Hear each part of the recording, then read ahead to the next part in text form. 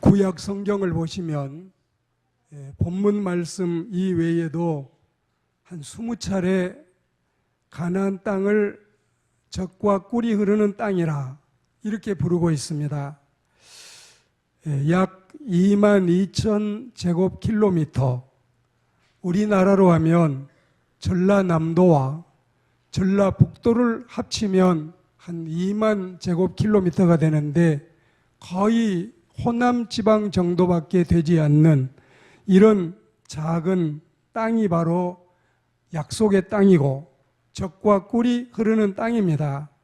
우리나라로 하면 22만 이 제곱킬로미터에 비해서 한 10분의 1밖에 되지 않고, 또 유태인들은 원래 이 자국민 외에 점령을 해서 차지한 땅까지 해도 2만 8천 이 제곱킬로미터밖에 안 되기 때문에 우리나라의 8분의 1, 적은 나라가 아닐 수 없습니다.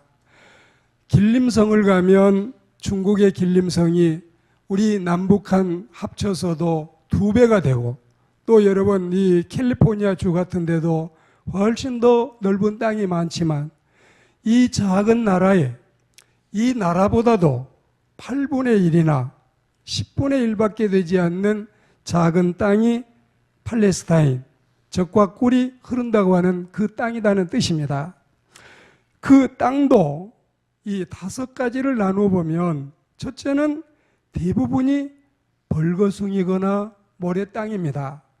두 번째는 습지인 지중해 지대, 그리고 세 번째는 물이 없어서 나무가 자라지 못할 산악지대, 네 번째는 땅의 지면보다도 한 200에서 400m가 더 낮아서 비가 오지 않는 요단 계곡 지대, 역시 비가 오지 않는 황무지 지역, 이 네게브 지역, 그리고 5번째 가면은 겨우 유일한 곡창지대인 이스라엘 평야지대가 있습니다. 이 작은 나라에 이렇게 5등분을 하면은 실제로 쓸 수 있는 땅이 얼마나 되겠느냐, 이런 이 생각을 하면서 도대체 젖과 꿀이 흐를 만한 땅이 어느 쪽에 어디에 숨어 있을까, 이런 의구심이 생겨날 정도입니다.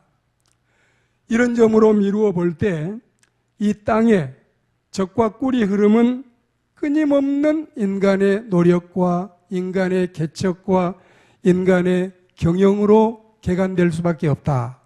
그래서 노력해서 변화시키면 된다는 약속의 말씀, 그리고 그러한 땅으로 변화를 시키라는 명령의 말씀, 이 2가지를 염두하고 오늘 우리는 약속의 땅을 생각해야 되겠습니다.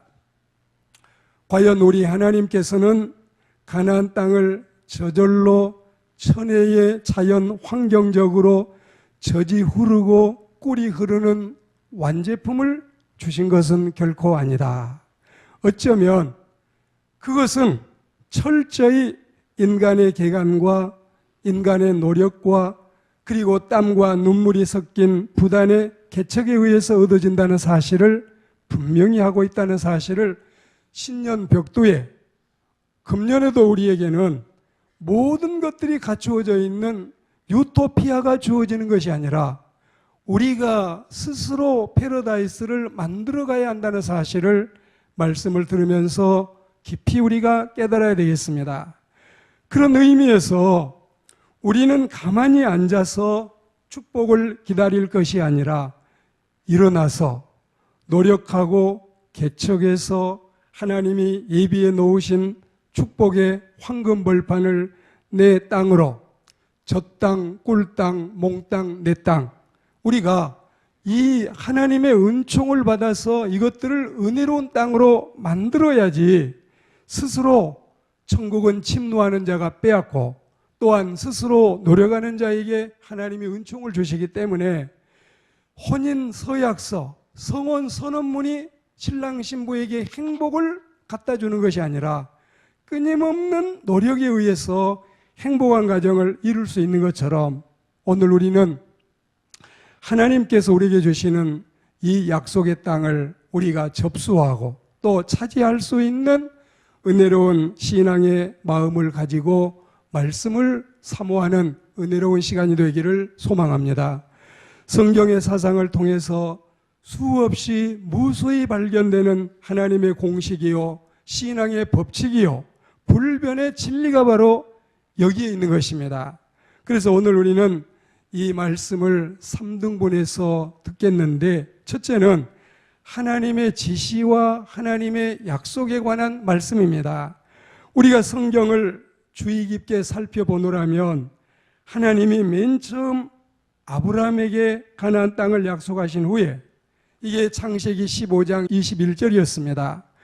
그 후에 당시에는 선민들이 애굽에서 종살이를 하던 일들이 오늘 본문의 상황인데, 이를테면은 하나님이 그들을 애굽의 고난에서 인도하여 내서 아름답고 광대한 땅, 젖과 꿀이 흐르는 땅으로 데려가려 하노라, 이런 약속을 하셨는데, 그리고 그 후에는 이 가나안 땅을 거론하실 때마다 어김없이 수식어가 붙기를 젖과 꿀이 흐르는 땅이다, 이렇게 하나님은 표현을 하시는데, 사실 그곳은 당시 비어있는 땅도 아니요 그렇다고 주인이 없는 무주 공산의 땅도 아니었습니다. 엄연히 그곳에는 당시 소돔과 고모라 못지않는 타락 속에 오염되어 있는 가나안 원주민을 비롯해서 6개 부족 국가가 차지하고 있는 그런 땅이었습니다.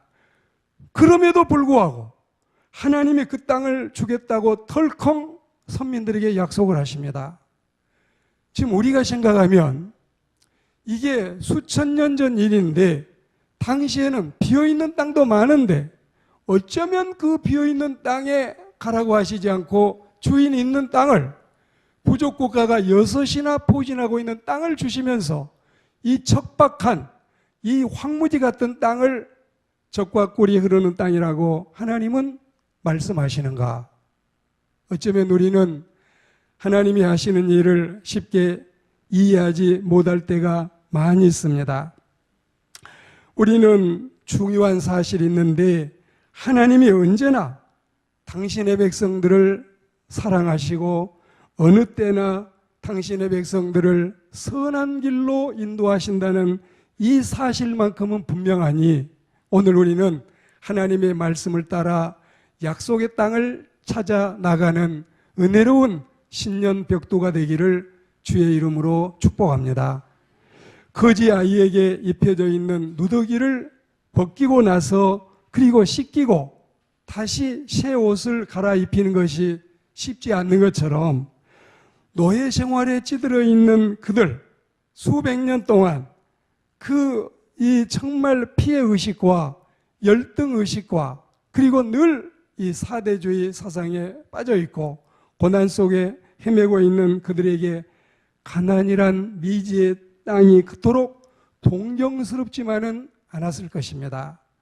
무슨 땅을 주겠다는데, 어디로 불러가겠다는데, 지금 우리가 처해 있는 이 환경과 이 처지와 우리의 모습을 서로 번갈아 보노라면은 어느 날짜에 이런 일이 과연 이루어지기라도 할까?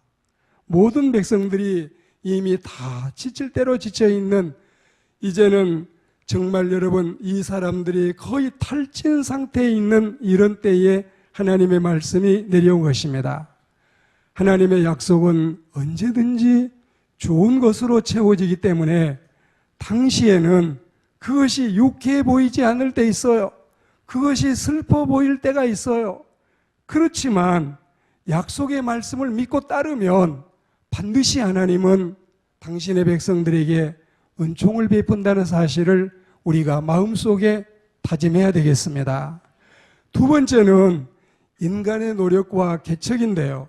하나님은 심지어 맨 처음 에덴 동산, 그 유토피아, 그 패러다이스, 그 에덴 동산까지도 인간이 경작하고 개간해서 젖과 꿀이 흐르게 하셨지, 그것들이 다 세팅되고 온갖 것이 다 준비되고 갈 일도 없고 올 일도 없고 개간할 일도 없고 땅 팔 일도 없게 이렇게 하나님이 만드신 에덴이 아니었다.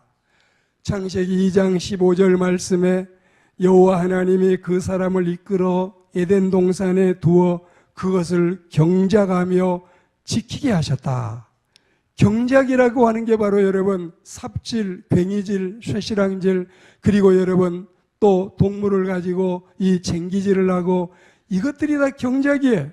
땅을 놓고 거기에서 쑥쑥 모든 이 식물들이 자라나게 하신 게 아니라 이마에 땀을 흘려가며 수고해야 얻어낼 수 있는 이런 게 바로 여러분 경작이 아니겠습니까? 그게 바로 개간이요, 개척이요, 경영인데 하나님은 노력하는 자의 편이십니다. 천국은 침노하는 자가 자기 차지로 얻게 될 줄 믿습니다. 하나님은 우리에게 마련된 낙원을 주시는 것이 아니라 훌륭한 낙원을 만들라고 하시는 것입니다. 이스라엘 백성들은 바로 이를 보여주는 사람들이었습니다.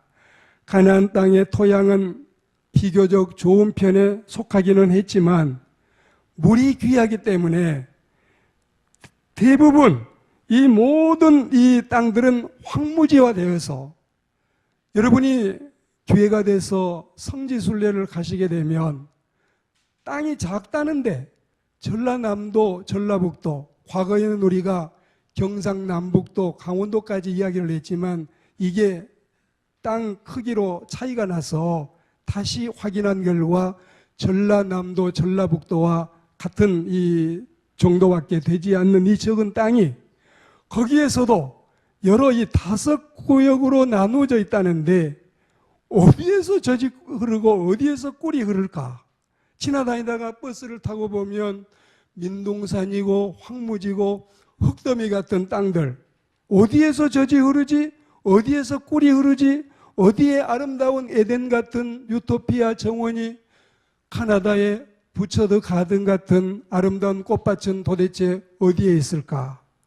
이런 의구심을 살 정도로 정말 땅들이 척박하기 이를 데가 없습니다. 그런데 1909년부터 기부츠 운동을 일으켜서 약 7만 명 정도가 250개의 기부츠에 속해 있으면서 수상을 지낸 사람까지 친히 농부가 되어서 다 공동생활을 하면서 이 땅을 개척해 가기 시작한 것입니다. 그리고 이 황무지를 가장 좋은 아름다운 땅으로 기적을 일으키며 개간을 하고 변화시켜 가는데 그들은 북편에 있는 갈릴리 호수나 혹은 요단강 물을 수로를 통해서 끌어오고 수백 미터 지하의 땅을 파서 지하수를 개발해서 스프링클러를 만들고 그리고 때로는 바닷물까지도 담수화해서 그 바닷물이 이제 그냥 여러분 지하수 물처럼 변화를 시켜서 이거를 이 통해서 농사를 짓고 또 황무지를 일구어 나갔던 것입니다. 이렇게 물을 공급받는 지역에는 보리와 옥수수와 밀과 목화와 같은 농작물이 자라게 되고 오렌지나 바나나나 사과나 포도와 같은 과일이 싱싱하게 열리게 되고 그리고 여러 이 종류의 꽃들을 개발해서 지금 우리가 이 구라파 유럽 지역에 가면 그 엄청난 많은 과일들 그리고 그 좋은 이 식물들 이것들이 다 여러분 이 이스라엘에서 생산이 돼서 거기에 이 수출을 하게 된 것입니다. 그들은 1년 내내 맛 좋은 과일을 생산해서 자신들도 먹게 되지만 많은 양을 이 유럽에 수출을 해서 각광을 받고 있습니다. 우리가 성지에 가보면 이런 일을 직접 실감할 수가 있습니다. 개발하지 않는 곳은 지금도 여전히 무슨 공사판 현장처럼 어쩌면 저렇게 흙무더기만 있을까? 풀 한 폭이 보이지 않는 저 땅이 저렇게 널려 있을까? 개발하지 않으면 그렇게 되어 있어요. 개발을 하면 조금만 지나가면 마을이 오면은 정말 이 멋있는 그 자연 환경을 이루고 나무면 나무, 꽃이면 꽃, 또 유실수면 유실수, 그리고 이 여러 가지 농작물이면 농작물, 전혀 다른 세상을 이루어가는 것입니다. 설명을 해볼까요? 우리가 백지를 가지고 거기에 그림을 그리는 것을 연상해 보셔요.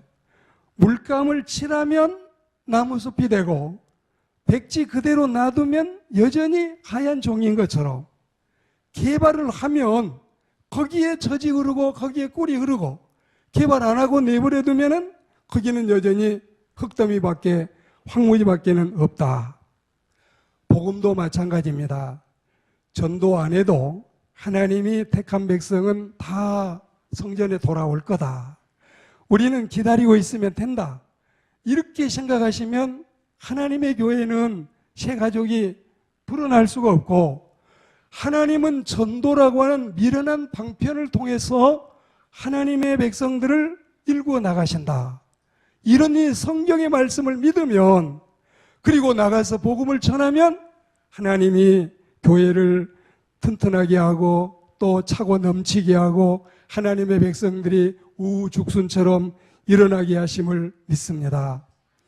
우리는 이 극단적인 칼빈주의자들은 모든 이 사건을 하나님의 그 절대 주권에 맡기고, 나는 세례 받았다, 나는 이제 예수님께 신앙 고백했다, 이제 나는 타락해도 주일 안 지켜도 그리고 개차반처럼 살아도 구원받는다, 이게 옳지 않고, 그리고 우리는 하나님의 백성들은 인간의 노력은 구원에 있어서 제로이고 하나님의 섭리와 하나님의 예정과 하나님의 작정과 하나님의 은총이 100이라고 믿고 있지만, 그러나 우리가 구원을 받기 위해서 노력하지 않아도 우리 스스로 주님께 순종하고 주님의 뜻에 따르고 주님이 부르실 때에 응해야 주님의 부르심에 네, 아멘, 저 이제 갑니다, 십자가 아래 갑니다, 이런 믿음을 가져야 여러분 이게 하나님의 은총을 누리는 기회가 되는 것입니다. 손바닥이 마주쳐야 박수가 나오듯이 하나님이 부르셨을 때에 그 부르심에 응답하고 그 소명에 응답해야 하나님의 백성이 되는 것처럼, 하나님이 선택한 백성도 전도를 해야 그 전도를 통해서 우리가 주님께로 데려오는 것입니다. 이스라엘의 이 형편과 처지와 마찬가지로 하나님의 백성들은 우리가 할 수 있는 진인사 대천명을 해서 내 인간으로서의 할 바를 다 하고 약속의 땅을 차지해야지 젖이 흐르겠지, 꿀이 흐르겠지, 차고 넘치겠지, 철철 넘치겠지, 아무리 여러분 이렇게 해도 안 된다는 거예요. 여러분이 나는 오늘부터 직장도 안 가, 나는 이제 집에만 있을 거야, 방 안에 앉아서 기도만 할 거야, 다른 건 다 하나님이 알아서 하실 거야, 그래가지고 여러분 우리가 살아갈 일이 되겠어요? 열심히 나가서 일하고 남보다 더 지혜를 짜서 개발하고 연구하고 끊임없이 노력해서 하나님이 허락하신 것을 내 것으로 삼아야지. 할렐루야. 그러지 않고 이게 여러분 하나님께 다 맡겼으니, 잠언 말씀해 보면 이런 게 있어요.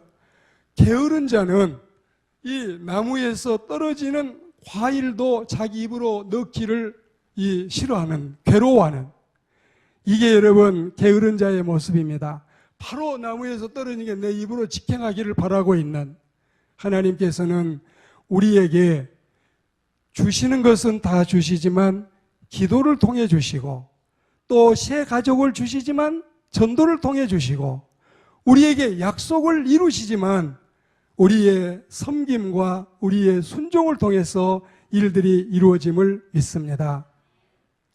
오늘 세 번째로 우리의 땅을 젖과 꿀이 흐르게 하는 새해 신년이 되기를 소망합니다. 염의 바다만 해도 그래요. 성경에 보시면 염의 바다라는 이 단어는 여러 군데, 10군데나 나와 있는데, 사해라는 단어는 사실 성경에 없는 단어예요. 염에는 소금 염자 바다 해자고, 사해는 죽을 사자 바다 해자인데, 우리가 이 창세기 14장 3절 이후에 10여 곳에서 염해라고 했는데 사람들이 죽음의 바다로 사해 바다로 바꾸어 부르기 시작했던 것입니다. 이게 하나님이 하시는 일을 보십시오. 원래가 이 사해 바다는 죽음의 바다다. 저기는 접근도 못하고 손도 못 대고 다 버려야 된다. 가끔씩 순례자들이 여행을 가서 사해 바다에 누워보면 다른 바다는 한 5%, 6% 염분 때문에 일반의 이 시냇물처럼 쑥쑥 빠져 들어가지만 염해 바다는 한 5배, 6배 염도가 높아서 사람이 뜬다 이거예요. 붕 떠. 수영을 안 해도. 그러면 바다에 누워서 책을 읽을 수 있는 지경이 된다 이것입니다. 과거에는 성지순례 간 사람들이 사해 바다에 가서 누워가지고 진짜 뜨네? 정말 나도 뜨네? 공중부양이네? 이런 이 우스갯소리 나고 지나왔지만 이 염해 바다를 개발을 하고 거기에 도대체 뭐가 들어있느냐? 거기는 어떤 자원이 혹시 있을 수 있느냐? 그리고 이 염해 바다를 개발한 결과 이곳에는 농약이나 플라스틱, 페인트의 원료로 쓰이는 브로마인을 비롯해서 포타시움과 칼슘과 마그네시움 여러 가지 중요한 광물질이 무진장으로 매장되어 있는 보물 창고가 바로 염해 바다였던 것입니다. 놀랍지요? 그래서 여러분 현재 전 세계 브로마인 소비량의 4분의 1을 그 적은 이 염해 바다에서 꺼내고 앞으로 1000년 동안 쓸 수 있는 브로마인이 이 염해 바다에 매장되어 있다. 계속 쓸 수 있는 양이 거기에 있고 그리고 염해 바다의 물 그리고 거기서 나온 이 진흙 여성들이 너무너무 좋아하는 이 진흙팩 같은 게 다 여러분 거기에 묻혀 있는 것입니다. 그 사람들은 이 캔을 사면은 아무것도 넣어져 있지 않기 때문에 이게 무슨 빈 캔을 갖다가 파는가. 그런데 이 안에는 이스라엘 공기가 들어있습니다. 공기가 여러분 목이 안 나가잖아요. 그래가지고 이스라엘 공기라고 팔고 또 여러분이 뭐라고 할까요? 물도 팔고 그 외에 모든 것들을 다 이 상품화해서 파는 것입니다. 이스라엘이 자기 나라에 지금 400만 명, 세계 다 흩어져 있는 사람을 다 따져도 1700이나 2000만 명밖에 안 되는 이 적은 사람들이 러시아까지도 거의 소련 정치국 국원에 15명 중에 9명을 차지하니 미국의 수많은 이 머리를 가진 사람들이 다 그 나라 사람이니 세계 나라에 이 식량 창고에 쌀이 100가마니가 있으면 그 100가마니 중에 70가마니가 미국 쌀인데 미국 쌀 중에 또 여러분 대부분이 유태인 쌀이니 이렇게 어마어마한 부자가 된 것입니다. 미국의 대학교 교수들, 노벨상 받은 사람들, 그 다음에 세계 거부들 이게 다 여러분 이런 사람들의 것이라 이거예요. 놀랍지 않습니까? 진흙은 피부병에도 특효 효과가 있어서 많은 사람들이 이 진흙까지도 이 상품에 대해서 팔려나가는 것입니다. 개발이 아니면 아무것도 할 수 없는 불가능한 일이었는데 적과 꿀이 흐르는 땅이 이제 무슨 땅인지 아시겠죠? 이제 아시겠죠?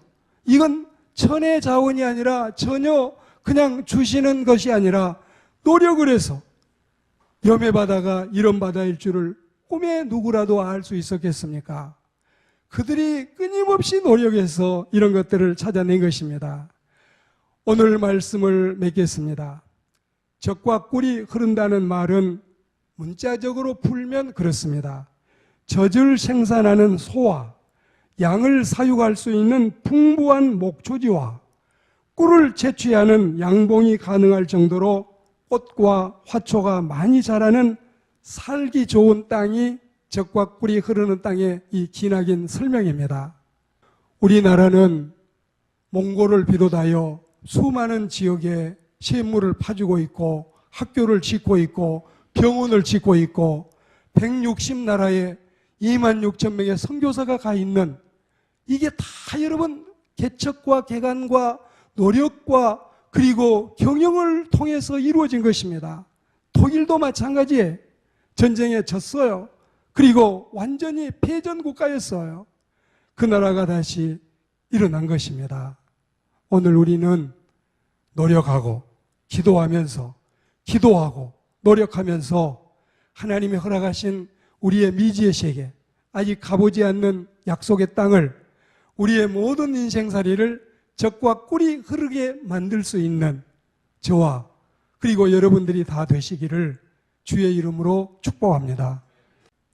결국 적과 꿀이 흐르는 약속의 땅은 근로정신, 창조정신, 그리고 개척정신에 의해서 우리가 일구어가는 땅이지, 이미 세팅되어 있거나 준비되어 있거나 마련되어 있는 땅이 아니라는 사실을 우리가 알면 좋겠고, 그리고 이 지상에 어떤 약속의 땅, 어떤 적과 꿀이 흐르는 땅을 일군다 해도 2% 이내에 이 약속의 땅에 지나지 않고 진정한 적과 꿀이 흐르는 약속의 땅은 저 천성에 있다는, 하늘나라에 있다는 사실, 그 나라의 98% 이상이 있다는 사실을 기억해서 적과 꿀이 흐르는 땅은 영적인 의미에서, 신령한 의미에서 하나님의 나라를 향해 나가는 순례자의